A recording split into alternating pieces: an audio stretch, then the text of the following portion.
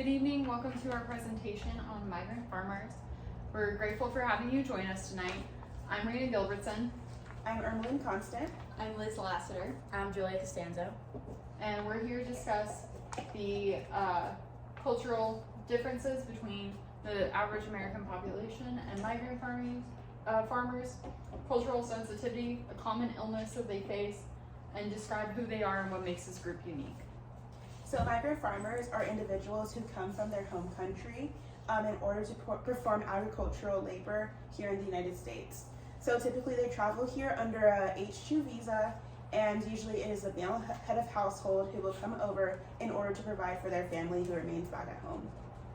In the United States, there are an estimated 2.4 million migrant farm workers, and in Florida specifically, there's an estimated 150,000 to 200,000 migrant farm workers residing in the state of Florida. We chose this group because the United States relies on migrant workers for the majority of their farming, so as future nurses, it's important to know who they are and their unique health situations. What makes this group unique? So migrant farmers are unique in their occupation, their migrant status, their economic status, and their civil rights. Each of these factors set them apart from the typical patient population we may see in the hospital. So migrants are frequently relocating, leaving them without a permanent place of residence. This causes them to be constantly adjusting to the English language, culture, and the laws here. This also cuts them off from their support systems, who often remain back at home. As they are coming here, leaving their families behind, they may not have that same support system that they had back at home. Their occupation also sets them apart from the patients that we may see. Migrants often work in fields or other agricultural settings. This means that they will have specific occupational health problems that we may not see in other populations. And we will go further in depth about these occupational health problems later in the presentation. Next, civil rights are a factor that sets these migrant workers apart.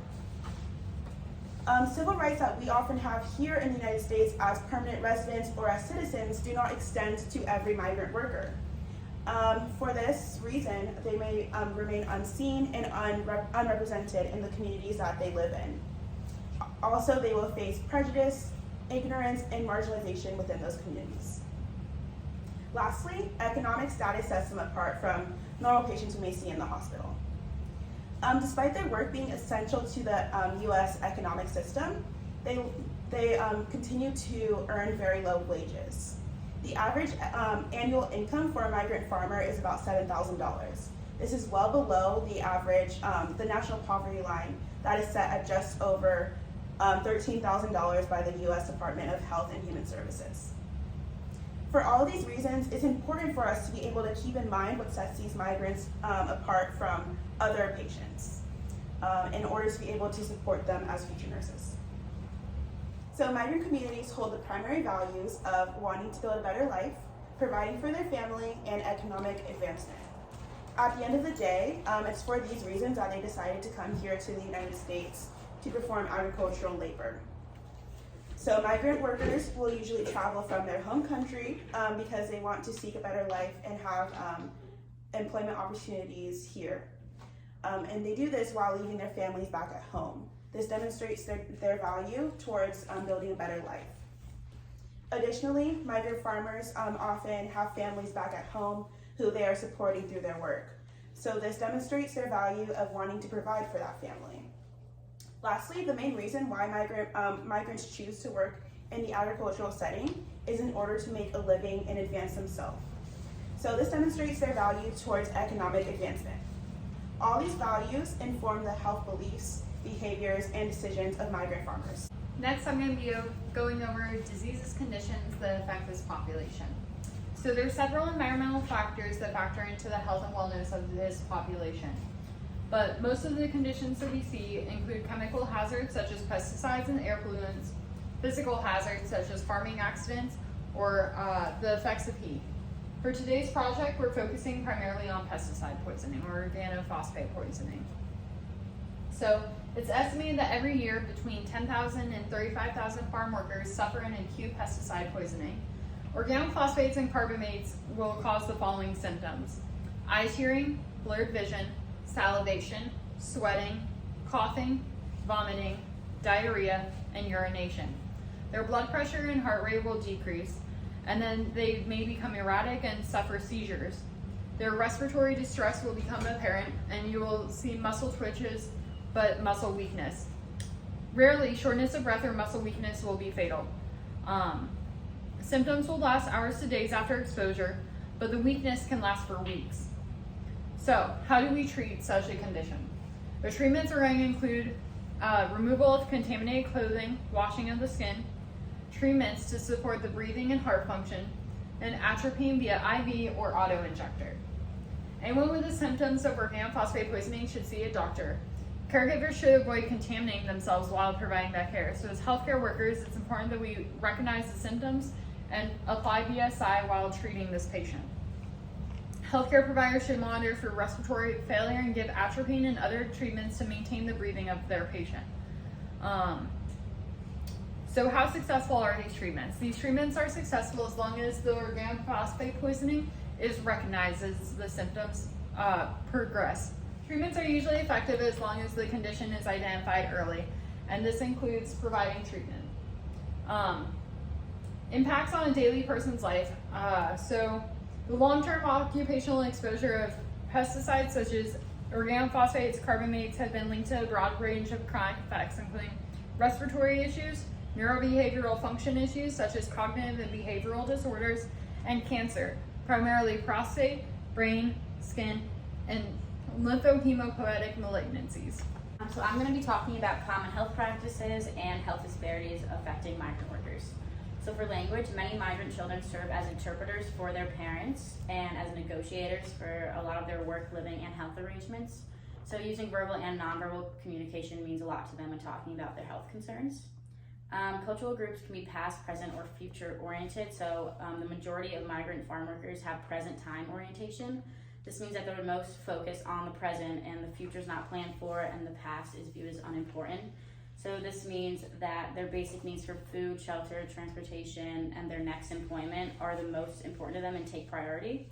So this creates a lack of focus on preventative health care like annual checkups and immunizations. Many migrant farm workers come from cultural groups where belief is an external control. So they feel that they have no control over forces that control work, living, or healthcare conditions. So seeking healthcare has no value to them. An example of this is believing disabilities like blindness or deafness are an act of God. It also leads to the failure to get preventive health treatment, and this is important because many illnesses that they have are preventable. For health disparities, there's a shortage of healthcare services, including those that are culturally and linguistically appropriate. And for the ones that they do have, they often have a high cost, and there's a lack of information that they can get about them. They also have the fear that using these services due to their immigration status. Migrant workers have frequent relocation, so it makes it challenging to treat diseases that require consistent monitoring like diabetes, cancer, or HIV. And they're not getting their basic care, annual checkups, or screenings for these diseases. And these disparities isolate the workers and create further social isolation for them, making it harder for them to develop relationships with healthcare workers, maintain their treatments, and keep track of their health records. So concerns that we should have as nursing students and as future nurses is to make sure that we are aware of the health disparities that migrant workers face, and by being aware of these health disparities, how we can give them accurate and proper care. One of the disparities that we should be aware of is high mortality and morbidity rates.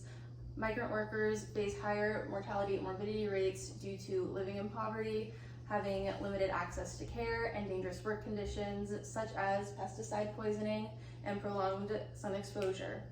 Because migrant workers relocate frequently, they do not have a single stable source of health care, which means that receiving long-term care for more chronic diseases can be difficult or non-existent.